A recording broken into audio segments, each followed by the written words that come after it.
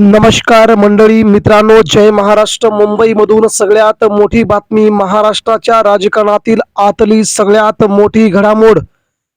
Bharatiya Janata party आणि शिंदे सेनेला पहिला मोठा झटका.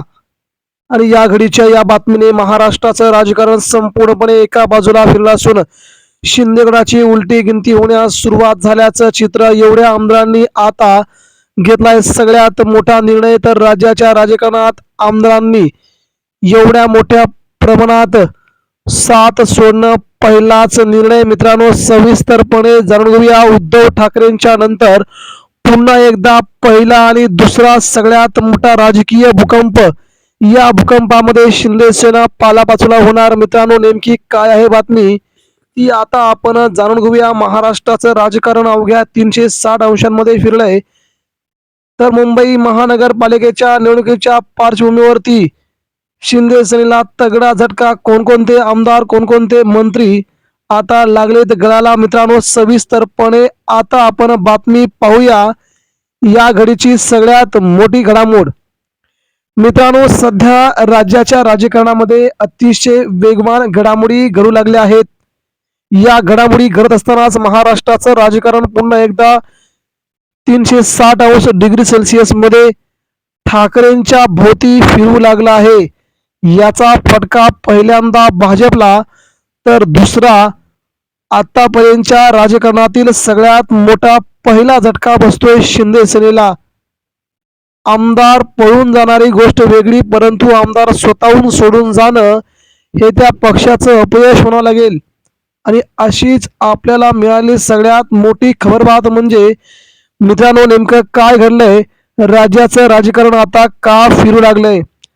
मुंबई महानगरपालिकेसह राज्यातील 29 महानगरपालिकेच्या निवडणुका पार होत आहेत. तर त्या निवडणुका होत असताना राज्यामध्ये 15 जानेवारीला निवडणुका, 16 जानेवारीला मतमोजणी आणि त्यानंतर मात्र महाराष्ट्राचं राजकारण अगदी भाजपला खूप मोठं कंटाळवाणं, तर शिंदे सेनेसाठी आपला पक्षच घेऊन जाणार ठरतंय. राज ठाकरे आणि उद्धव ठाकरे दोन्ही बंधूंनी युती केल्यामुळे महाराष्ट्रात दोन्ही बंधूंचा राजकीय पवित्रा, राजकीय इतिहास आता अतिशय मोठ्या हिमतीने पुढे वाढू लागला असून दुसरीकडे मुंबईतून मात्र शिंदे सेनेला मोठं खिंडार लावण्यास उद्धव ठाकरेंना यश आल्याची ही महत्वाची अपडेट आहे. शिंदे गट संपवा, शिंदे गट मुळासकट उपटून पडावा ही भाजपची पहिल्यापासूनची नीती होती.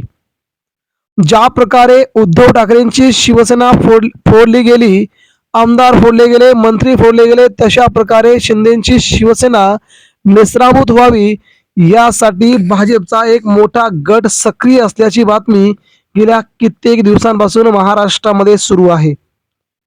भाजपला शिंदे सेना नको आहे. भाजपला शिंदे सेना आपली स्पर्धक होऊ लागली आहे. स्पर्धक एकही भाजपला नको असतो, तशाच प्रकारे शिंदेची शिवसेना ही भाजपला स्पर्धक होत चालली आहे. याचा संपूर्णपणे निर्वाणा भाजपला मिळाला असून आता संपूर्ण गट राजकीय दृष्ट्या बाजूला सारून त्यांचं मूल्य महत्व कमी करण्याच्या हालचाली भाजपकडून स्वतःहून आखल्या गेल्या आहेत. दुसरीकडे महानगरपालिकेच्या निवडणुका या भाजपसाठी सगळ्यात महत्वाच्या आहेत. कारण की शहरी भागामध्ये ठाकरेंचं वर्चस्व सिद्ध होत आहे. ग्रामीण भागामध्ये जरी भाजप असली तरी शिंदे सेना आणि उद्धव ठाकरेंचं वर्चस्व शहरी भागामध्ये प्रचंड प्रमाणामध्ये असल्यामुळे भाजपला आता काही करून शहरी भागात आपलं वर्चस्व सिद्ध करायचं आणि त्या दृष्टीनं भाजपने आपली पावलं टाकण्यास सुरुवात केली आहे. पहिल्यांदा मुंबई महानगरपालिका जिंकून राज्याच्या राजकारणामध्ये मुंबई आपल्या हातात घ्यायची आणि त्यानंतर सगळी राजकीय सूत्र फिरवायची, असा भाजपने आपला राजकीय प्लॅन आखल्याचं सध्या सगळ्यांच्या समोर चित्र येऊ लागलंय.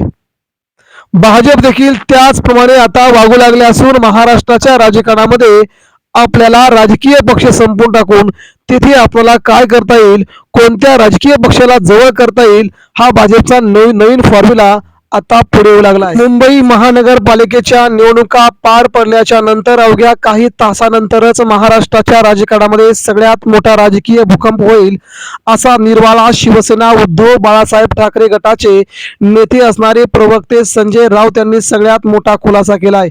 शिंदे सेनेच्या सगळे आमदार भाजपात विलीन होतील. संपूर्ण शिंदे गट भाजपात जाईल. भाजपाने तशा प्रकारची पूर्णपणे प्लॅनिंग करत शिंदेंना एकटं पाडण्याचा नवीन निर्णय जाहीर केला आहे. यामुळे शिंदे सेनेत आगामी काळामध्ये मुंबई महानगरपालिकेच्या निवडणुका पार पडल्या त्यानंतर निवडणुका पार पडल्याच्या नंतर स्वतःची सत्ता बसली त्यानंतर मात्र महाराष्ट्रामध्ये शिंदे सेनेला सत्तेच्या बाहेर फेकून देण्याची भाजपने जोरदार तयारी केल्याचं दिसतंय. त्यांचा संपूर्ण आमदारांचा गट भाजप पक्षामध्ये विलीन करण्यासाठी त्यांच्या जोरदार हालचाली सुरू असल्याचं त्यांनी म्हटलंय. यामुळे शिंदे सेना काही महिन्यापुरताच काही 15 दिवसापूर्वाच पाहुणा आहे त्यांचा संपूर्ण पक्ष आता विलीन होईल. त्यानंतर मात्र महाराष्ट्राच्या राजकारणामध्ये 21, 22, 23 जानेवारी रोजी शिवसेना पक्षाची धनुष्यबाण चिन्हाची लढाई सुरू होईल. या लढाईमध्ये देखील संपूर्ण पक्षाची चित्र सूत्र उद्धव ठाकरे यांच्या हातामध्ये जातील असा देखील काही जणांचा कयास अंदाज लावला जात आहे. त्याच कारणास्तव 21, 22, 23 जानेवारीची सुनावणी ही उद्धव ठाकरेंच्या पत्त्यावरती पडू शकते. त्या दिवशी शिंदे सेनेच्या हातून त्यांचा पक्ष आणि चिन्ह देखील जाऊन आमदार देखील भाजपात प्रवेश करणार असल्याची सगळ्यात धक्कादायक बातमी अखेर नेत्यांनी सांगितली आहे.